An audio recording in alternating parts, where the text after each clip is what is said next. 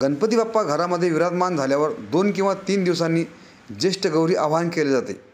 अखंड सौभाग्य प्राप्तीसाठी आणि घरात सुख, शांती, समृद्धी आणि वैभव आणण्यासाठी महाराष्ट्रातील प्रत्येक घराघरात गौरीपूजन केले जाते. भाद्रपद शुद्ध पक्षातील अनुराधा नक्षत्रावर ज्येष्ठ गौरीचे आगमन होते आणि ज्येष्ठ नक्षत्रावर पूजन केले जाते. मूळ नक्षत्रावर गौरीचे विसर्जन केले जाते. गौरी ठरलेल्या दिवशी येतात आणि ठरलेल्या दिवशीच जातात. त्यामुळे वर्षातून 3 दिवस माहेरी आलेल्या गौरीचे माहेरपण थाटामाटात केले जाते. याचा अर्थ असा आहे, महालक्ष्मी ही आपल्या घरची 3 दिवसाची पाहुणी असते. ती माहेरवासिनी म्हणून येत असते. म्हणून प्रत्येक घराघरात गौरीचे आनंदाने, उत्साहाने, भक्तिभावाने आणि विधिवत पूजा अर्चना करून आगमन करायचे असते. यावर्षी 10 सप्टेंबर 2024 रोजी मंगळवारला ज्येष्ठ गौरीचे आगमन झाले आहे. अनेक घरामध्ये आपापल्या चालत आलेल्या रूढी परंपरेनुसार महालक्ष्म्या बसवल्या जातात. हा फार मोठा 3 दिवस चालणारा धार्मिक सण आहे.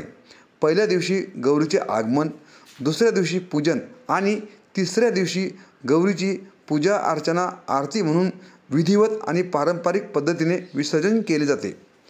धार्मिक परंपरेनुसार गौरी आगमन ते विसर्जनापर्यंत घरातील उरलेले अन्न, खरकटी भांडी धुण्याचे पाणी आणि स्वयंपाकघरातील कचरा नदीपात्रामध्ये नेऊन टाकण्याची प्रथा आहे. गौरी म्हणजे माता पार्वती भगवान शंकराची पत्नी आणि गणरायाच्या माता आहे. गौरी हे माता पार्वतीचे दुसरे नाव आहे. महाराष्ट्रात या सणाला महालक्ष्मी पूजन असेही म्हटले जाते. महालक्ष्मी ही समृद्धीची देवता असल्याने गौरीची विधिवत पूजा अर्चना करतात. भगवान विष्णूची पत्नी आणि शंभू भोलेनाथ यांची पत्नी या दोघींनाही आपण महालक्ष्मी म्हणून पूजन करत असतो. परंतु या दोघींमध्ये माता पार्वती ह्या ज्येष्ठ गौरी म्हणून ओळखल्या जातात. गौरी घरामध्ये येण्याची वेळ म्हणजे सायंकाळी 5 ते 6 मुख्य कालावधी समजण्यात येतो. काही घरामध्ये उभ्या गौरी असतात तर काही भक्तजन मुखवट्याची पूजा करतात.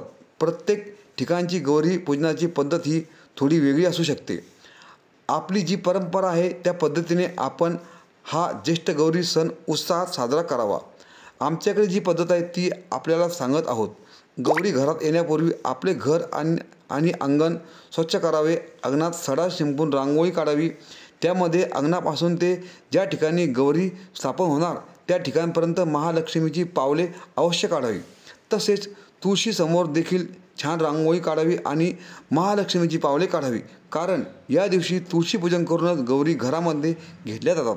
गव्हाच्या धान्य घेऊन त्यावर गौरीचे मुखुटे बसावे. मुखुट्याच्या मध्ये गणपतीची मूर्ती किंवा सुपारी ठेवावी. गौरीच्या डोक्यावर एखादा ब्लाऊज पीस टाकावा. त्यांना नथ, मंगळसूत्र, कानातले वस्त्र, माळ घालावे. 3 विडे ठेवावे. एक गणपती बाप्पाचा आणि 2 गौरीचे.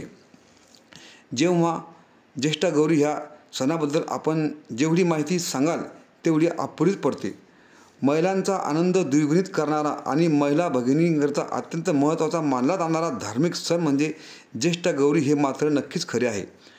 आपल्याला ही धार्मिक बातमी आवडली असेल तर नक्की शेअर करा, लाईक करा आणि आपले बुलढाणा सुपरफास्ट न्यूज हे चॅनल सबस्क्राईब करा. मी संपादक अरुण जाधव.